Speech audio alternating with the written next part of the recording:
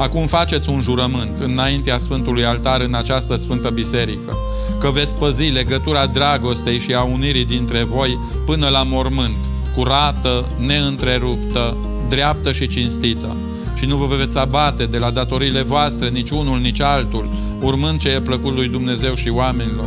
Dumnezeule, Cel ce ai venit în Cana Galilei și nunta de acolo ai binecuvântat, binecuvintează și pe robii tăi Claudiu cu Anișoara, care prin purtarea ta de grijă acum s-au însoțit prin unirea nunții. Binecuvintează drumurile din viața lor, înmulțește cu bunătăți viața lor, primește cununițele lor în împărăția ta și pe ei păzește-i curați și fără prihană și neasupriți în veci și vecilor.